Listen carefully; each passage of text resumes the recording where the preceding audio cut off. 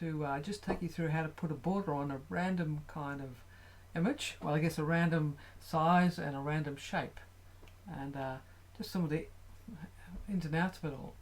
You notice on the back of my screen here I'm in Photoshop, but I've right clicked and I've chosen just light grey. I kind of like that. It's better than, for me, better than dark. Or you can go to custom and ask for a white. But here I'm on grey, so I can see the white border. Just be aware that just putting a canvas size on of a certain length depends on the DPI of your image. This one happens to be a JPEG. So if I go File, Image Size, you see up here it says resolution 72, and that's generally what comes out of your camera, and it's 7,000 pixels, so it's quite a big file. But really, if I'm putting this up for the internet, or for, you know, I just resize it all back to print size, so then I've got a somewhere to go back to that I'm familiar with. So when that happens, the pixels gone up to 30,000. I don't want that, so you have to click on this resample, and that brings it back to the actual size of the JPEG that came out of the camera, ready to print at 300 dpi, which is what you print at. So I'm going to go OK on that, so I know where I'm up to.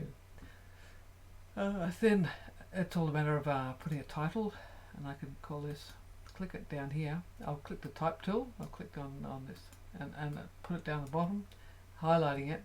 You can choose all sorts of different fonts if you like. You know, we have Myriad Pro, which we quite like because it's got different ways of showing it as being semi-bold, bold, regular, condensed, italic. Well, just for fun, I'll make it italic, and I can get my size, and I'm really choosing a size that fits the size of my image, so it feels right. And I'll just make that sharp or crisp. Don't really notice a lot of difference there. Alright, so there it is sitting down the bottom. What it's called, I've got to call this Takayama, Japan. Right, and so it's come up on the right hand side.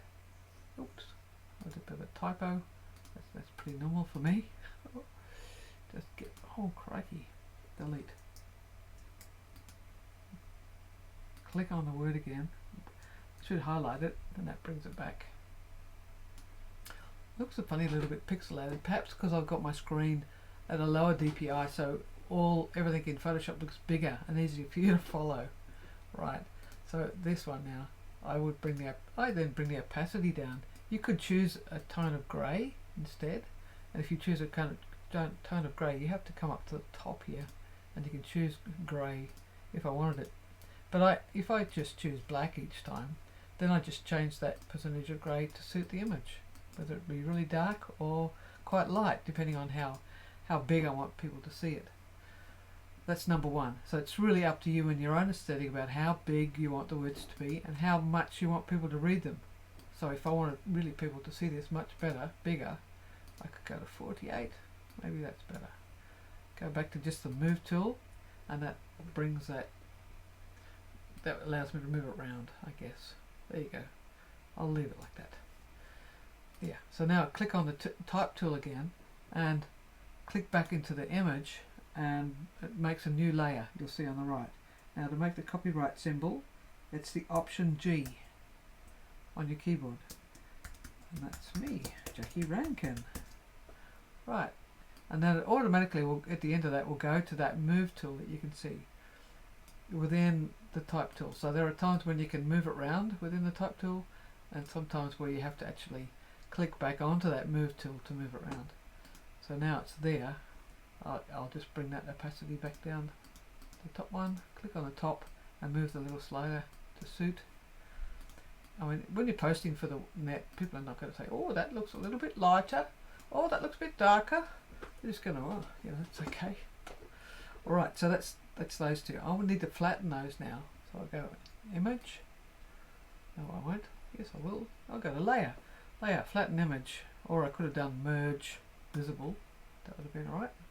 Okay, now I want to put a drop shadow adding space around this, because if I put this on the web at the moment, I'm going to show you what white will look like with my custom color, so that the edge just disappears. That might be okay for you. You know, there's no right or wrong rules here, but it's just an aesthetic. So right, but I'm teaching this today. So to put a drop shadow around the white edge with a white border, Command J does a copy and paste. Then Option Command C, and there's a spinning wheel, I don't know why, but it's coming. Oh, there you go. Right. So that was Option Command C, or I could have gone the long way, image, canvas size, and add. This would have come up. So this gives me an idea of how big my image is. You might have cropped an image down to 30 centimeters, so you wouldn't want such a big border, but you'll get a feel for it over time. So maybe 2 centimeters by 2, making sure that it's got relative, and you can see the arrows are going to go out equally each way, and the canvas is white. It's not black or grey or another, maybe yellow. No. Okay, so go OK. So that's added some border. Didn't really look like enough there, but I can change that later. So let's see. This image on top now, there's two ways of putting the drop shadow on. One is by clicking the FX box down the bottom here, and then going to drop shadow. And I've actually got 3 drop shadows here.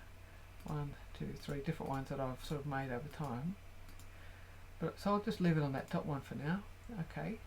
And I'm not going to change anything else, but I am going to come back into it, because now I've decided I need more edge. There's 2 ways of doing that. It's that Option Command C again, and there's another 2 centimeters. That's looking better. Yeah, the only other way I could have done it would be to go to the crop tool and just pull out, pull out until work out how big it is, and you can move it around. Yep. Or Command Z. Okay. I'll let that go in. I'll just go Command Z because I quite like it back there. Alright, I'm happy with that, but say I wanted to move that drop shadow around, I can always go back into the Effects tab here. Double click on that. Go back down to the one that's got the tick. Click on it, and then I can move that around. Make the distance bigger or smaller, darker or lighter. Yep, like that. We can even grab hold of the screen and see how it's moving around in the background there. You can tailor it to suit. Typically, you want to get something that's working a lot, so you can do it quickly and not have to think about it, I guess. But it's always nice to have the direction of the light coming from where you think it should suit, and generally it's above, on the left or right. Okay, so there you go. So that's my drop shadow. It's in layers at the moment, so to merge that down, Command E will do that, or I could have gone layer flatten, or remember layer there. See merge, Command E. There's the shortcuts down the bottom. Yep. Right, ready to go. So I might go on this now. File, save as, and it's going back in here. I'm going to just put it on my desktop for now, and I want it to be a JPEG on my desktop. That'll do. New folder. Okay. Test caption. Just for me so I can find it. Okay, go save. And if I'm saving this as a high res at the moment, then I would save it as 12 max, and I could print that with that border and everything on it, and wouldn't have to sign my name. But if I wanted to put this on the internet now, I need to resize it. Image size. This time you go to 72, back to 72. Okay, and click the resample, but put it into pixels. Yeah, so that's brought that back down. If I didn't click it on resample, it doesn't like going to pixels, because it's good to know what pixels are for internet. So perhaps I often do 1200 pixels for the internet, 72. It is going to go smaller, so by sharpen a reduction, it'll do, or you can have it on automatic. There's not a lot of difference, but I'll just go OK. So that's now made it quite small. It's ready to go for the internet, but I still need to save it. So the best way I find is to go save as.